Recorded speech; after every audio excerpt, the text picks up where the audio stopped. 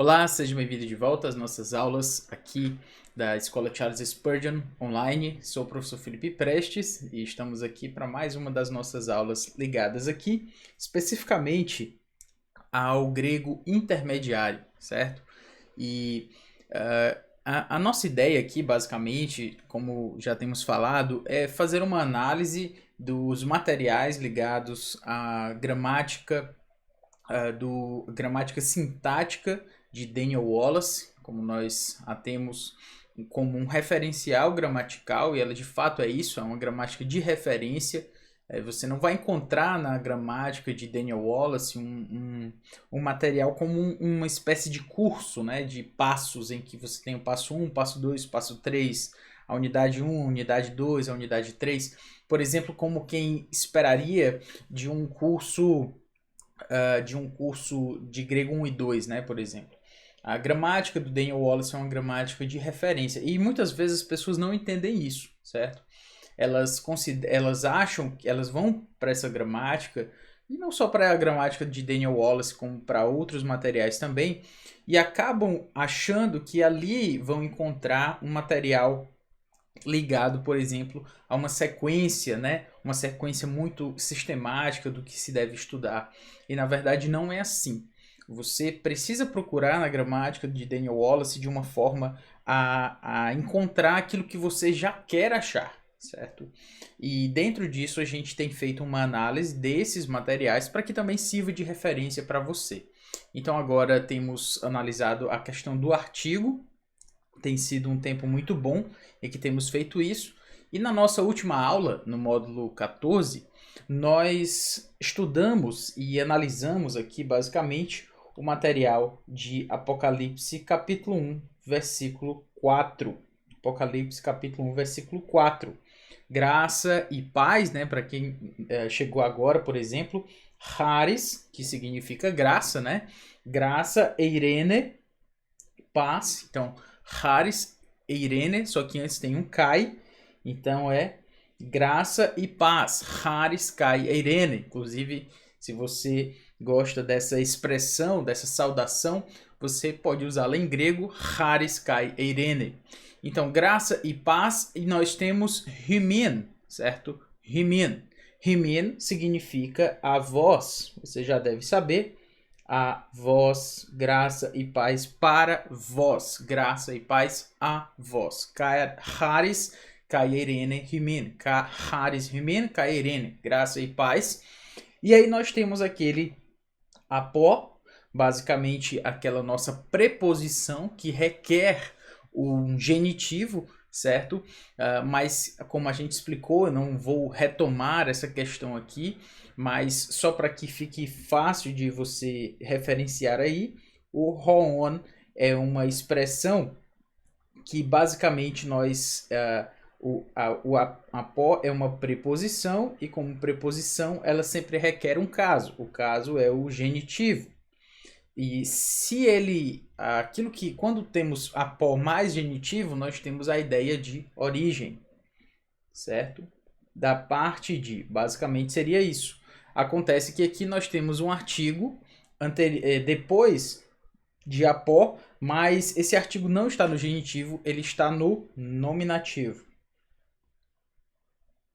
Então aí nós temos uma diferença gramatical. Falamos sobre isso várias vezes na última aula e nas últimas aulas, na verdade, do módulo 14.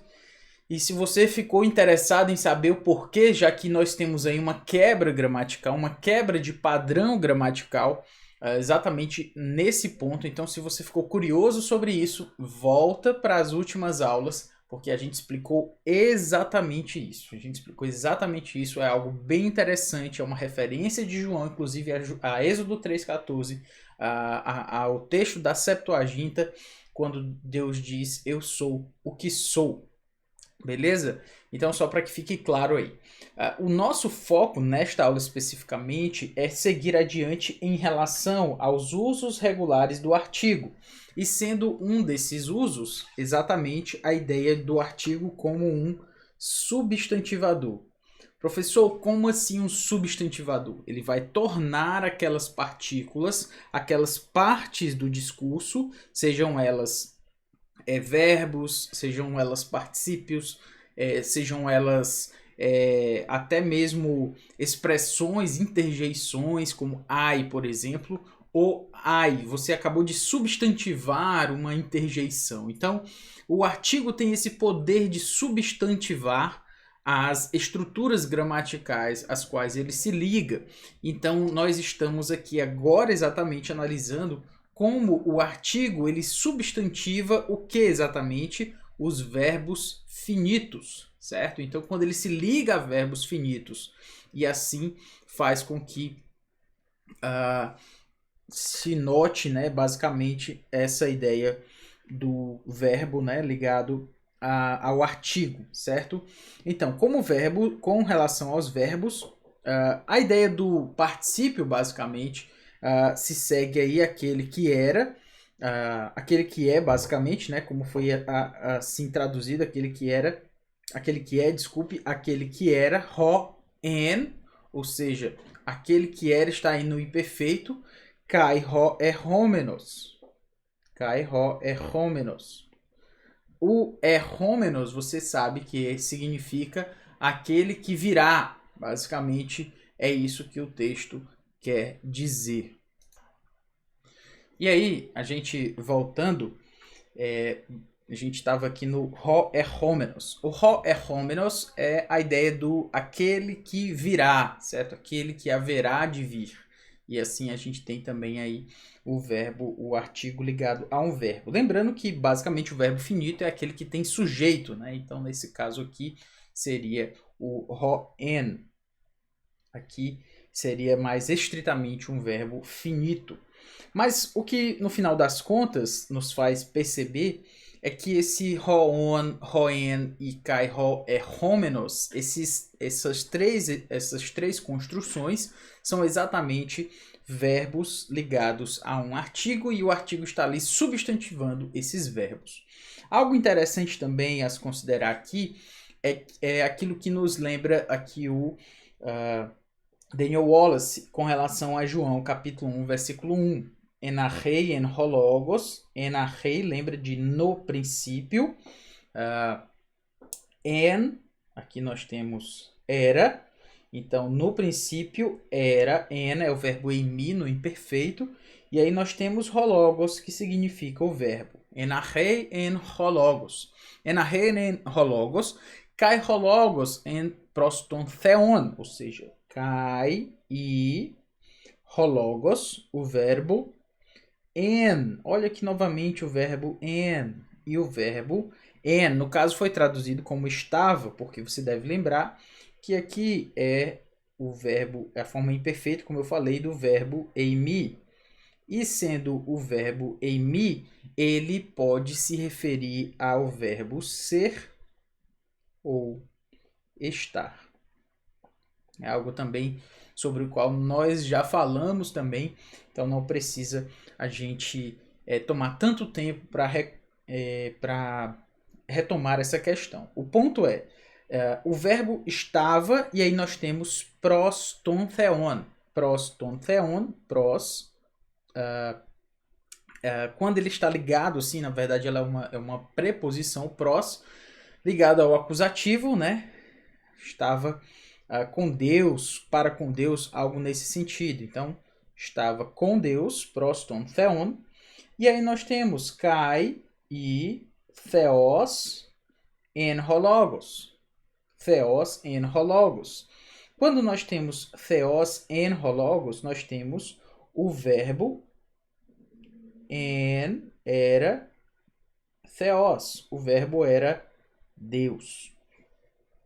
Theos en hologos. O verbo era, literalmente a ideia é dizer que o verbo era Deus chamando a atenção exatamente para a qualidade divina dele, por conta da posição do artigo, como nós o temos aí. Então, o que eu quero chamar a atenção aqui, que Daniel Wallace nos trouxe, é a seguinte observação. Se o autor desse livro é realmente o evangelista que escreveu o Evangelho de João, que é exatamente como nós acreditamos, o paralelo entre en no prólogo joanino, que prólogo joanino? Esse aqui, João capítulo 1, versículo 1. E aqui, no caso em Apocalipse, podem ser mais que coincidentes. Ambos afirmariam algo sobre a eternidade do Senhor. Se você notar, todas as vezes que "en" aparece aí em João capítulo 1, versículo 1, nós temos "en" com a ideia de marcar a divindade de Jesus. Como assim, professor? Ora, se nós temos "en ho logos", o verbo era, aliás, o princípio era o verbo, no princípio era o verbo, lá está o "en". Kai ho logos en proston theon, e o verbo estava com Deus. Kai theos en ho logos, e o verbo era Deus. Todas as vezes que nós temos en e en, nós temos uma marcação da ideia de Jesus como divino, de Jesus como eterno. E aí nós temos aquele que era o quê? Aquele que era o verbo, aquele que estava com Deus, aquele que era Deus. Ou seja, Kai Hoen, aquele que era, o que nós podemos perceber aqui, é uma referência ao texto de João capítulo 1. Ou seja, em Apocalipse, capítulo 1, versículo 4, João também está marcando uma referência ao seu próprio texto do prólogo do Evangelho. É interessante você notar isso exatamente por quê? Porque a gente consegue notar isso a partir do verbo emi na forma imperfeita, e aqui exatamente em João, em Apocalipse 1:4, como uma dupla referência até. Uma referência ao texto de Êxodo 3:4, do Eu Sou o Que Sou, 3:14, e também uma referência ao seu próprio prólogo em relação ao texto de João capítulo 1, versículo 1. Com tudo isso, a gente consegue perceber que as duas afirmações estão chamando a atenção para a eternidade do Senhor, para Jesus Cristo como eterno. Porque ele ho logos, certo? No princípio era o verbo kai ho logos en proston theon kai theos en ho logos. Ou seja, todas as afirmações do verbo emi na forma imperfeita em relação a João no prólogo joanino também referem-se, ou melhor, são referidos a partir do texto de Apocalipse capítulo 1, versículo 4. Então a riqueza desse texto, desse começo do texto joanino, já nos dá uma grande importância de como as coisas vão funcionar. Inclusive, dariam certamente vários estudos, poderíamos fazer vários estudos nos escritos joaninos, porque também em 1 João, na carta, na epístola de João, na primeira epístola de João, nós também temos aquele que era desde o princípio. Então, aquilo o que nós temos ali em 1 João também é uma referência a esse princípio, com respeito ao verbo da vida. Então, nós temos todas essas referências que, no final das contas, remetem também a no princípio criou Deus os céus e a terra. Gênesis capítulo 1, versículo 1. Então, a referência, uma alusão à eternidade do ser, à eternidade do Senhor, a eternidade do Logos, do verbo, ela está ali sempre presente. João não abre mão de fazer essa referência, como a gente pode notar aí, ok? Muito bem. Seguindo adiante aqui, como a gente pode perceber, nós temos agora Apocalipse capítulo 1, versículo 8, certo? Até então estávamos em Apocalipse 1, versículo 4, e agora Apocalipse capítulo 1, versículo 8. Então, o que é que nós podemos chamar a atenção aqui? Primeiro, fazendo a nossa análise, nós temos ego eimi. Conforme nós podemos lembrar, ego eimi significa eu sou. É o verbo eimi na sua forma presente indicativa, nada de mais difícil no caso aí. no tempo presente. Então, eu sou. Eu sou, egoimi, to alfa. To alfa. Eu sou o quê? Eu sou o alfa. Não tem muita dificuldade com isso. Interessante também é notar que a própria letra alfa é aí, neste caso, apresentada por extenso, digamos assim. Então, ela nos diz aí, eu sou o alfa. Kai, egoimi, to alfa. Kai e to o e ômega. Literalmente poderia se dizer eu sou o alfa e o ômega, certo? Inclusive seria até interessante vermos se outra tradução faz esse uso. Nós temos as versões exatamente, revista corrigida e corrigida fiel traduzem o artigo eu sou o alfa e o ômega, eu sou o alfa e o ômega. Corrigida fiel e revista corrigida fazem isso. King James Version também faz. I am the alpha and the omega. Tem o artigo aí, certo? Então só para nós termos algumas referências. ESV também, English Standard Version. Nós temos I am the alpha and the omega. Muito bem, então só para que nós saibamos, nós temos aí eu sou to alfa, o alfa, kai to ômega, kai to u. É interessante notar, embora esse não seja o assunto sobre o qual nós estamos tratando aqui, mas se você notar, nós temos um uso substantivador do artigo também aí. Nós temos um uso substantivador do artigo, por quê? Porque nós temos aqui, egoimi, to, olha aqui o artigo, ó. Aqui nós temos o artigo, egoimi, to. Egoimi, to. To o quê? To alfa. Eu sou o alfa. A ideia é exatamente essa, substantivar, nesse caso aí, o nome de uma letra, né? Eu sou o alfa, literalmente, né? Com aquela ideia de subjetivação que o artigo acaba trazendo. O que nós acabamos percebendo é que quando ele diz egoimi to alfa, seria como se ele dissesse eu sou aquele que é. Eu sou aquele que é o alfa, certo? Esse é o poder do... O que é interessante aqui é notar que essa ideia, toda essa ideia, eu sou aquele que é o... Essa amplitude semântica, ela é possível somente a partir de uma partícula chamada artigo. O artigo acaba fazendo com que essa palavra alfa e o ômega também, né? Que é exatamente a mesma construção. Ou seja, eu sou to alfa kai to ol. Eu sou o alfa e o ômega. É notável essa relação entre o artigo e o seu poder de substantivar, né, de individualizar, de conceitualizar aquilo ao qual ele está ligado. Então, nós seguimos adiante aqui, eu sou o alfa e o ômega. Legei Kyrios. Legei. Eu achei interessante essa passagem porque ela nos ajuda, inclusive, a explicar um pouco mais sobre a questão dos verbos, né? Lege, temos aí verbos no presente, que um aluno do grego fundamental já poderia, inclusive, traduzir essa passagem, né?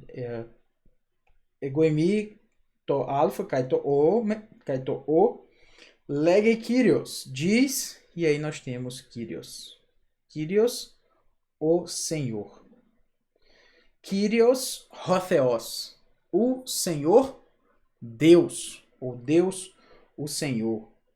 Hotheos, Kyrios, Hotheos. Eu sou o alfa e o ômega, kaito o, lege Kyrios, Hotheos, diz o Senhor, Deus. Muito bem. E aí nós temos novamente aquela sequência que você vai acabar notando que é bem que nós vamos analisar e utilizar alguns textos basicamente ligados a essa ideia aqui do aquele que é, que era e que há de vir. Ou seja, essa construção ela é muito recorrente, essa palavra eu estava procurando, é muito recorrente aqui dentro de Apocalipse. São uma construção tipicamente do texto de Apocalipse.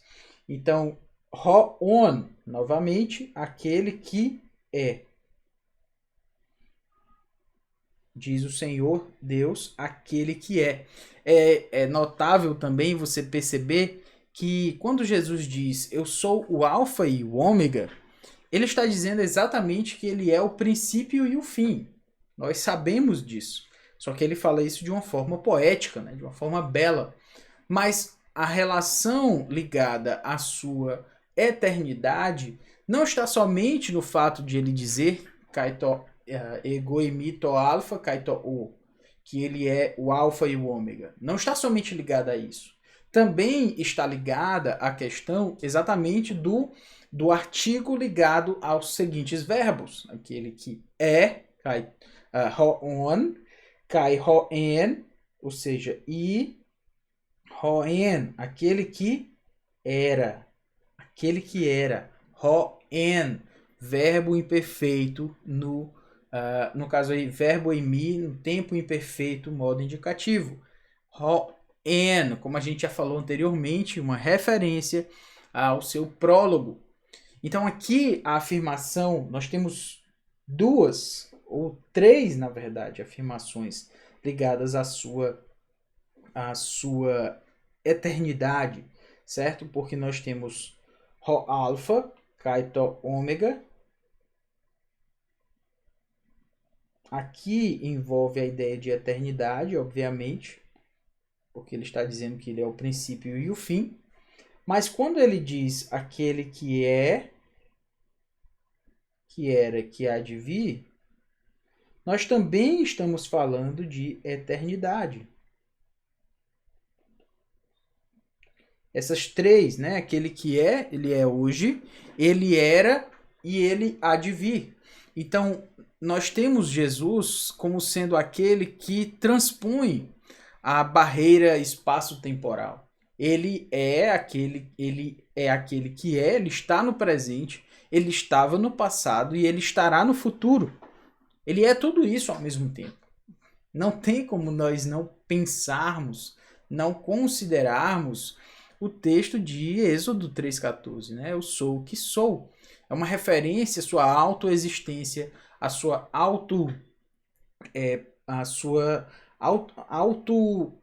a colocação dentro deste mundo como aquele que supera, aquele que transcende as questões espaço-temporais, está superior e transcendente a todas essas coisas. Mas a sua eternidade também é afirmada não só com relação a todo esse texto, mas também ao fato daquele que era. Então, somente essa aplicação aqui também é uma afirmação ligada à sua eternidade. Por quê? Porque, como nós vimos, esse Ho-En, ao qual este quem era está traduzindo, ele também é uma referência à eternidade de Jesus, como uma referência aos textos de João, capítulo 1, versículo 1 e 2, né? Como a gente, basicamente o versículo 1 ali do prólogo joanino. Então, você consegue notar que somente em Apocalipse 1:8 nós temos três referências à eternidade de Jesus, ao poder de Jesus, à pessoa de Jesus como sendo eterno e, obviamente, como sendo Deus. E por último, nós temos aquele que Pantocrator, que é o Todo-Poderoso. Lembra de Panto com a ideia de todo e Krator com a ideia de poder. E assim a gente tem uma ligação a essa questão do verbo ligado ao artigo e aquele que é o Todo-Poderoso. A gente vai concluir aqui. Na próxima aula a gente termina algumas pequenas observações e segue para os próximos versículos. Por enquanto, ficamos por aqui. Que Deus nos abençoe e até a próxima aula. Valeu!